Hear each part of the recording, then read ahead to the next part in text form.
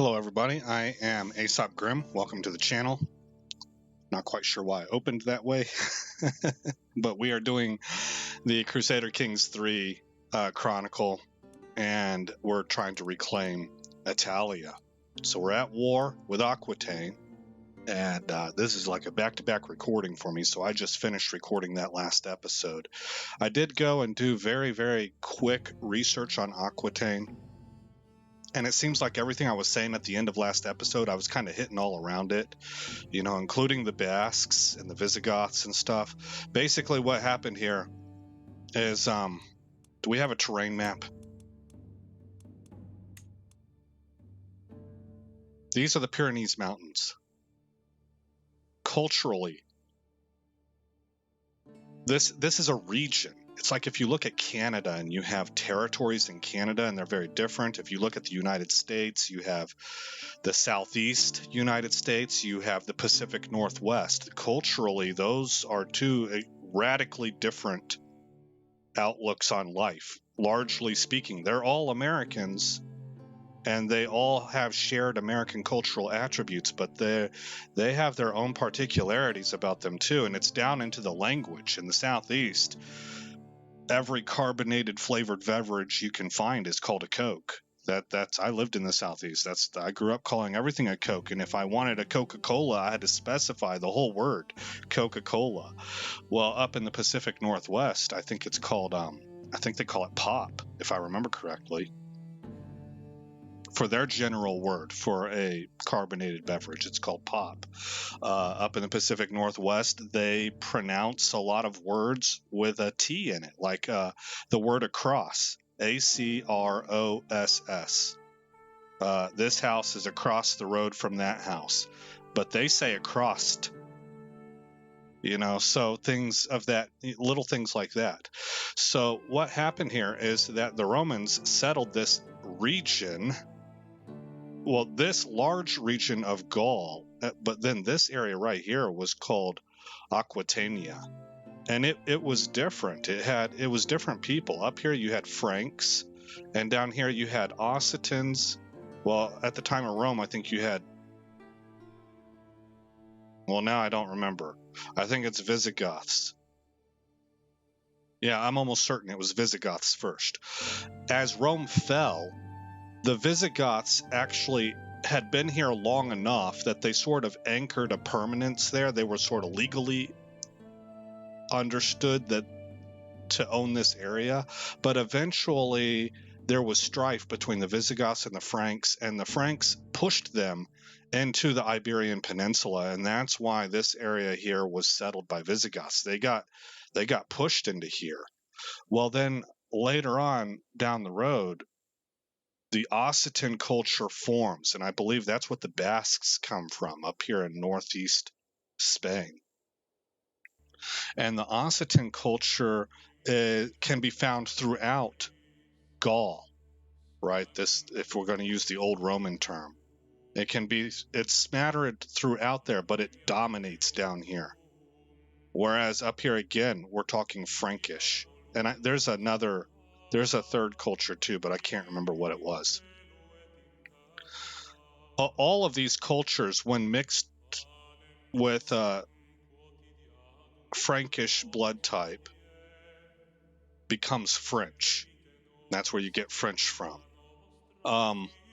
But so what you had is you had a cultural boundary where this area is culturally distinct from this area, and that's why you have a different kingdom. This, at one point in time, it became a duchy that was part of France, and then it became its own kingdom again, and then it's owned by the English through right of marriage for 300 years. And so English influence ends up getting down here, right? So that's why it's its own thing, is that culturally it is distinct from northern France. The problem is that culturally it has more in common with these guys here. More in common with these guys in the Iberian Peninsula than it does with the Franks. The problem is that geographically, the natural boundary is right here, the Pyrenees Mountains. And so the Franks, who become the French, end up taking this over because it's like, it makes sense, doesn't it? Like, this is a natural boundary, right? If you get France up in here, it's real easy to be like, hey man, get on your side of the fence. It's real easy to say that, and they don't have a whole lot of defense. Well, the opposite's true also, right? So anyway, that's kind of what's going on there when it comes to Aquitaine and France and the differences. You have a cultural difference, but then you have a superseding almost geographical boundary here that says, no, this right, I don't care what culture you are, what language you speak, what your beliefs and customs are. Nationally, you belong to us. This is France. And you can either be with us or against us, and we'll expel all of you and replace you with our people, or you can play nice and we can all be one big happy family. But this is France. Now, I'm putting words in people's mouths. I don't really know if that's how it went down, but I'm just looking at that. That's kind of how people work in general, So these natural boundaries of mountains and stuff, and rivers and straits and things like that, they make very clear and distinct, your area ends right there. Right? If you say otherwise, we're going to have some issues. This is a natural boundary, right? This would be very easy for people over here. Look, Aquitaine's down here. How do you think these people feel about that? Hey man, what are you doing over here? It's really, really easy, right? What are you doing over here? What gives them the basis to say something like that? Because they came from over there. Maybe you should stay over there. Get on your side of the yard. It's just really easy to say that, and vice versa. Why was there a Reconquista? It's unofficially the longest crusade in history. Why was there a Reconquista, and why is it called Reconquista instead of just Conquista? Well, because these people over here said, this is the promised land, go forth and populate. And people came from over here and entered here, and these people all said, hey, what are y'all doing over here? This ain't your home. Yeah, it is. This is our home now. There was a war over that. So anyway, I'm getting carried away. I think history it's interesting, and it's probably callous to say it's humorous at the same time, because it's humorous in dark ways. Lots of blood spilled, right? Lots of tragedies, but it's just the idea of why can people not get it straight that, this is your land. How about you just stay there? Right? Or this is your land. How about you just stay there? Why do you have this idea like you need to conquer all this for Allah? Don't you think that's a little bit beyond the pale? No. Okay. Well, we're going to have problems then, both ways, whatever you want to talk about, religious conquest, colonialization, whatever it is. It's real easy to say, to see why people would have complaints, So let's go ahead and get on with the episode. We are at war.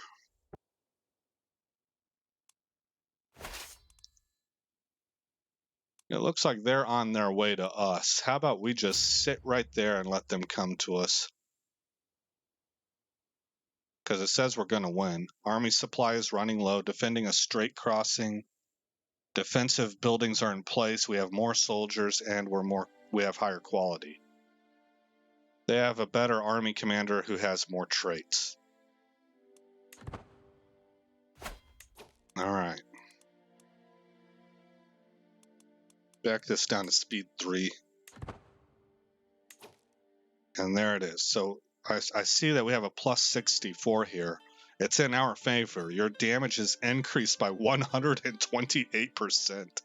And it gives you the breakdown as to why. Now, again, that's if it's fought on the CK3 map. But as I mentioned at the beginning of last episode, there are things going on with this mod that I've seen some evidences that it must, at least a few of these bonuses and malices, it looks like it's able to incorporate those in and find a way to put an equivalent bonus or malice on your army within the Bannerlord. aspect, you know, and I'm not exactly positive that that's how it's going. It just seems like it's going that way. All right, we're going to fight this battle.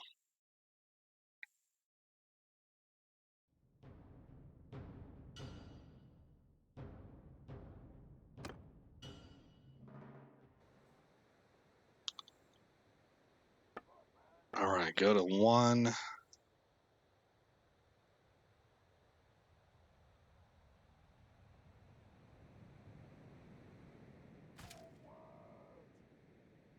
Set them up.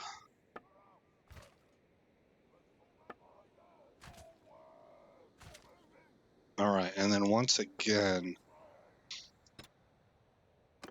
it just seems to really be doing the trick to take about 15% if I can afford it, 10 to 15%, and bring them back here so that any charges through my archery line is going to be paid for in blood. You will not get that for free. All right, let's put them in shield wall. Take my level 1 troops here, reestablish them, put them into a shield wall. Tell my archers to hold fire. Put my cav into a arrowhead formation. I forget what it's actually called.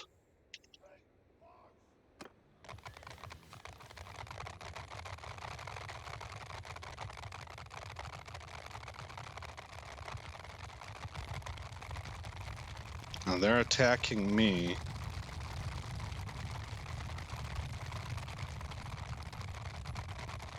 And they are indeed coming towards us. I can tell without even bringing up the cheat thing here.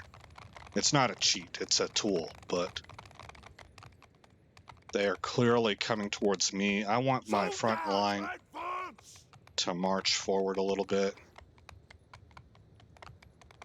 Infantry! How do I tell them to stop?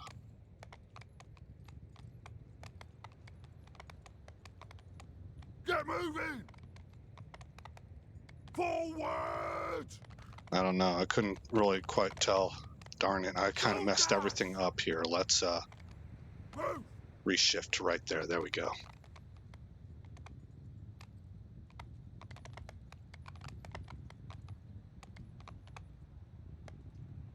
All right, now it looks like their cav is charging from my right, where they're getting into position. How many they got? They got 7 and 6. Oh, that ain't gonna cut it, bros. You guys are in trouble. Yeah, you are.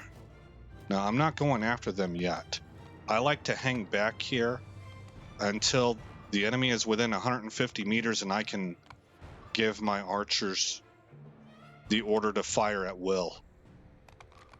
And when that happens, I can leave my troops here kind of on their own, and I can go after Cav. Oh, they're firing.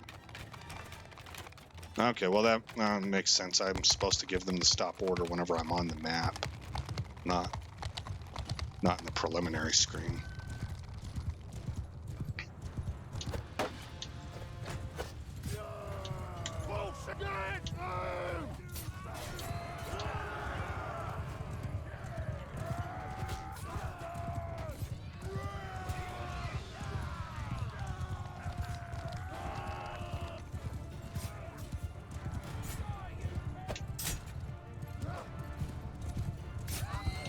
Nice. Okay, and it looks like my cavalry is attacking them on their own initiative, which is what I wanted.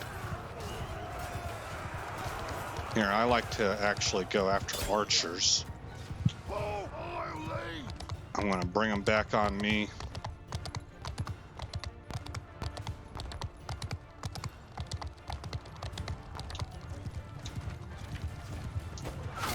I was able to successfully navigate cavalry to get to that archer.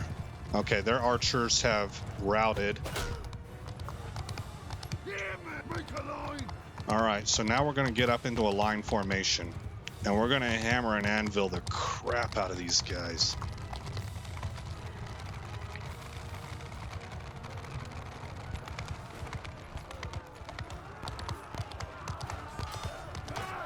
Couched lance. I don't even see anybody there. I got a guy.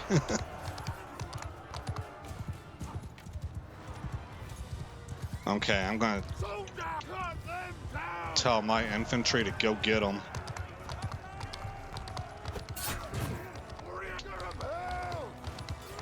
And I just turned my cav loose, so now we're hunting. We're just hunting the stragglers down. The enemy is routed, and it's time to clean up. This is what I call sweep the decks.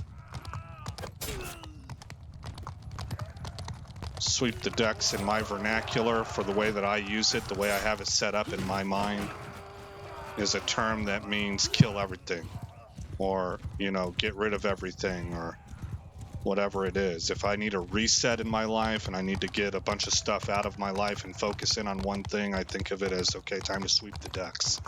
You know, it means just everything that doesn't count, everything that needs to be removed from this equation is immediately gone.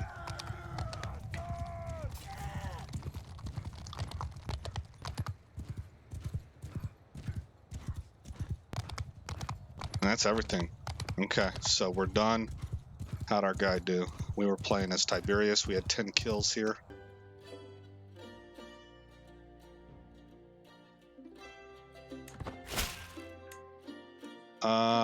Oh, we got that claim. Okay, good. See it done. And they had reinforcements show up, but we've demolished them by now. Just let that roll out. Our glory is known far and wide. Oh, it says I lost a bunch of people. That's actually substantial losses there. But they lost a lot more. Let's go to details, go to knights, go to events. Our knight killed Loop. We killed Juan. Marcus killed 2 people. Gofredo. Gaius killed Nuno. And we captured Lothar, Duke Eben II, and Diego. That war score went from negative 56% to negative 5%. We decimated their army. Now we are going to go counter siege. Not yet, we aren't. Gotta finish that. Now we will go counter siege. Okay. And I'm not going to deal with this other thing until we're done with this war.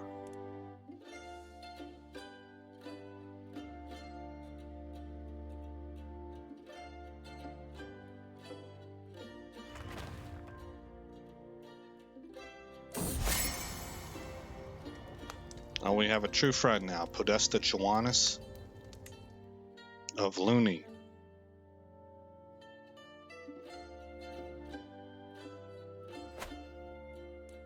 Alright, this is going to take 8 months. Yeah, we built some of these properties up, so counter-sieging could be quite the ordeal, actually.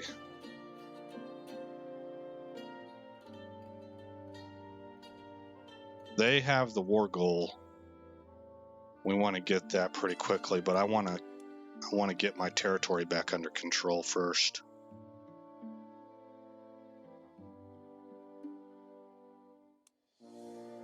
The Emperor is fighting 2 wars here, so we're kind of holding this one. We're really the only ones fighting over here right now as he takes care of this other war first.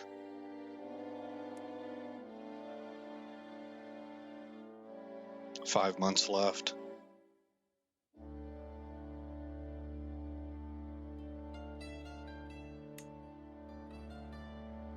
Oh, war score of plus 37%. Now it's ticking down because they control the war goal. Oh, what do we got going on here? A fake snake. We were all alarmed when we saw a snake in my garden. Thankfully, one of my guards, who has some knowledge of animals, told us not to worry. It's a slow worm, he explained. You can tell because it has eyelids and blinks, unlike a snake. Not to mention, it does not have a distinct neck. We then all began to smell the most horrid odor, and my guard added, with a bit of humor in his voice, despite the nauseous look on his face, "If it feels frightened, it will defecate to scare off predators, and I think you can tell it is a very, very interesting smell." That's wonderful information, but we should get out of here. Can someone just kill that thing? Yes, you, just stab it, please. Or I'll use a cloth to cover my nose. I want to observe the creature. No. So it's between prestige or piety. Let's take the piety. We have a lot less of it, and we gain a lot less of it per month. Biological context. Though often mistaken for snakes, slowworms are a genus of legless lizards that are typically found in many parts of Europe and West Asia. Their main method of scaring off predators is to either defecate, given the strong odor their manure gives off, or to shed their tail. Interesting. All right, 4 months left on this counter siege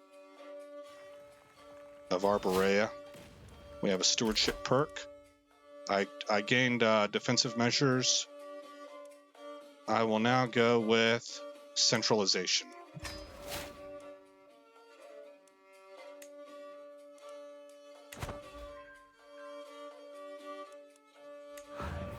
We have a new patriarch because our old one died.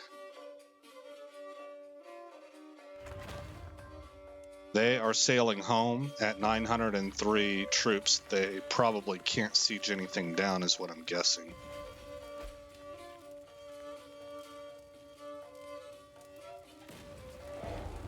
Duke Luigi converted to Roman, I'm sure, I hope.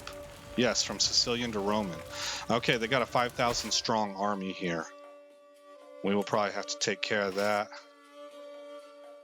sooner rather than later. Owner is slightly in debt. Oh, them. Aquitaine is in debt. More soldiers. Opponent has recently disembarked.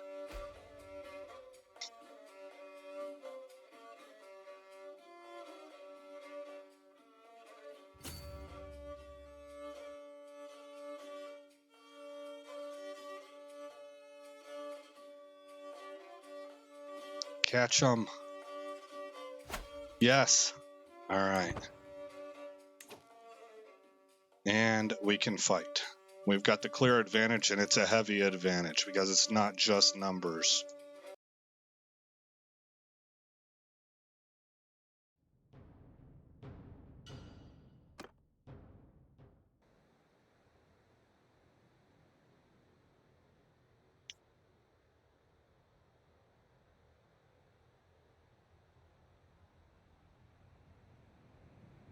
Okay. Well, this actually kind of looks like southern Italy. We're not in southern Italy, but I've never been to Corsica, so I don't really know what it looks like. Actually, I think Corsica is kind of like a garden place. It's very lush. Well, anywho, this is what we got.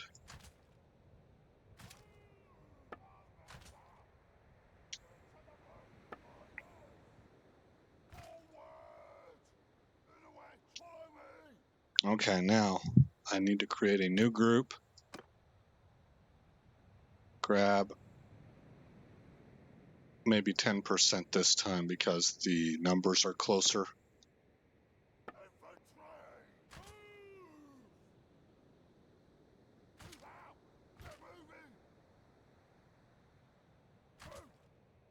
There we go. Just get them real close and reestablish one.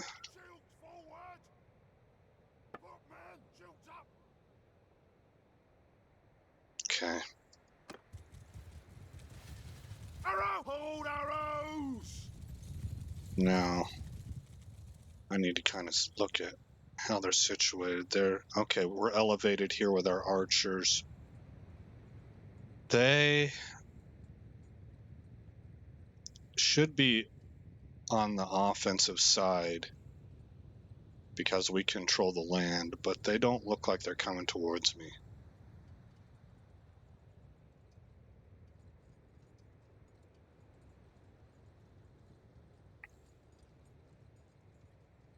I believe I'm going to have to go towards them.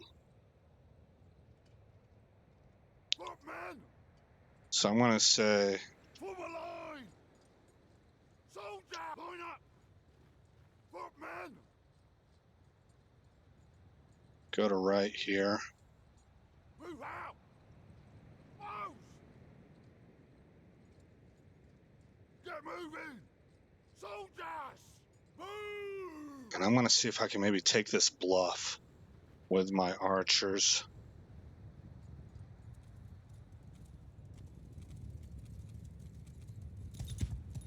Yeah, you can see where they're going to try and set up.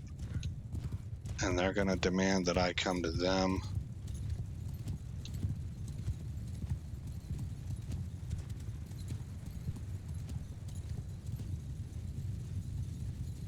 Lots of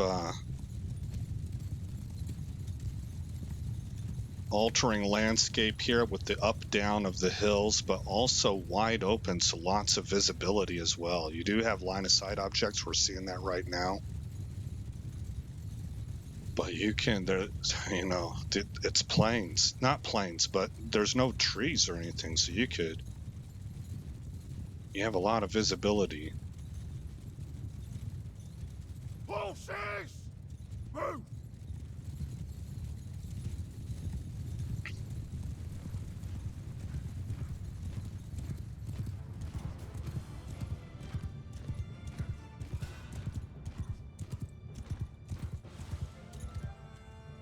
Very close. Okay, 170. So I think I could bring my archers up to here. It's a little bit of long range, but they could hit them. The thing is, can they be protected? Infantry!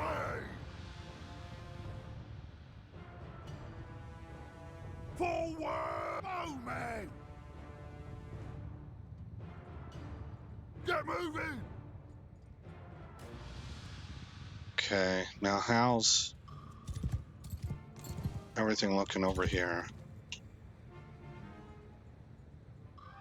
Soldiers! Let's get you set up like this. Move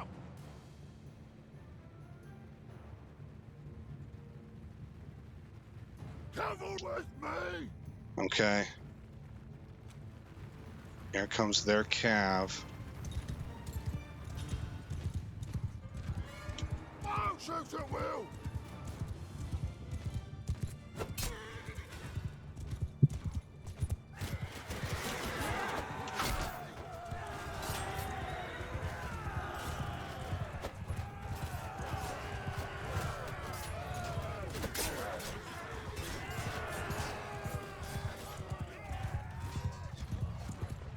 Try to attack!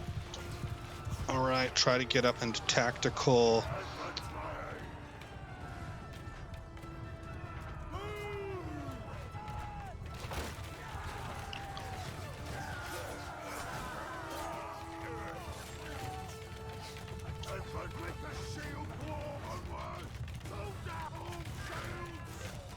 Okay. Horse! After me! Get my riders back on me. I believe what's left here with my infantry and archers can handle what's left of their cav on that side. I now need to be protecting my troops over here. Looks like actually things look pretty good. I got some frame shaking here.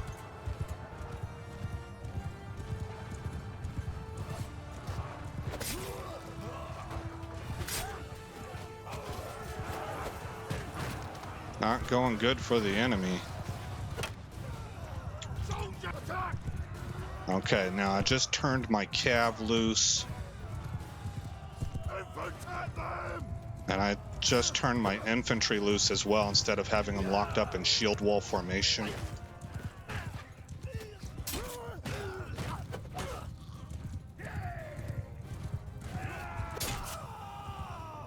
Oh, we got more up there. They're gonna get off the field. Yeah, that's where the barrier's at. Alarm has gone off. Look, they got peasants out here, levies. This is a very, very weak force. So they are in debt. I wiped out their professional troops. They're in debt, and they basically raised reserves made of farmers.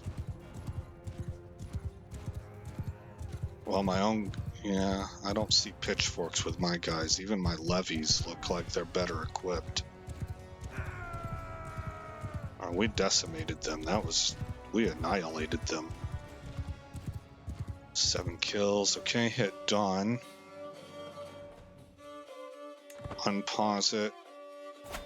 After action report says they're whittled down to 312. We only lost 457. Night event. Okay.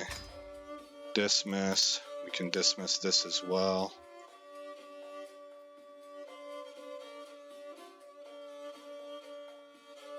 That's actually kind of confusing. It's like I got reinforcements. Okay, we're going to go down and siege Cagliari. Well, let's just take Tortoli. We'll set that up and find out how long it's going to take us. We're at plus 54% war score now. That's a 19-month siege, so that's going to take quite a while. Okay, let's save it. Well, not an overwrite.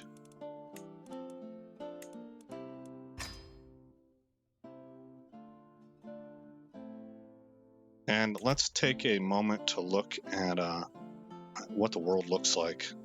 Aquitaine is growing.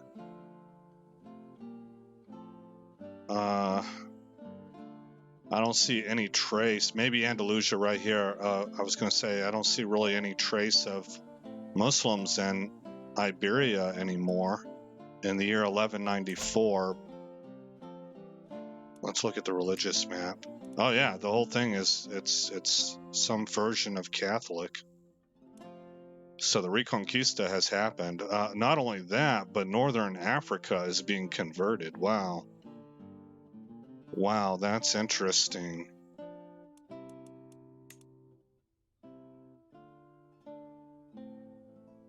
That is interesting. Okay. Wessex and Wales, Ireland and Alba. There's England right there in here. Over here, Denmark. I don't even know how to pronounce this. Egdafilki. Sweden, Finland, Lotharingia is pretty large. Hungary continues to remain. Byzantine Empire is kind of eating into it, though. Ruthenia is there. Do we have Mongols yet? I don't see them.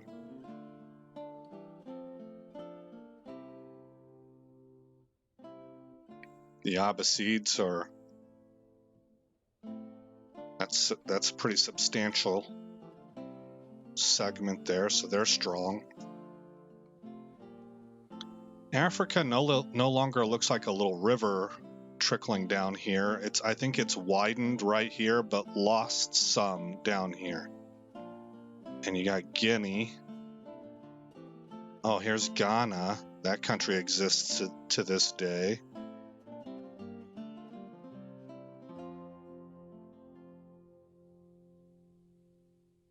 And then Aquitaine and Burgundy right here. And I think it'll be hard for them to hold it until they've been there long enough, but we're going to have to eventually do that. We need to encircle the Mediterranean in order to restore old Roman borders, and we got to be able to hold it, so that'll be a challenge. All right, guys, again, I'm Aesop Grim. Thank you for coming by the channel. I hope you like what you saw. I hope all is well in your neck of the woods, and I will see you in the next episode where this story continues.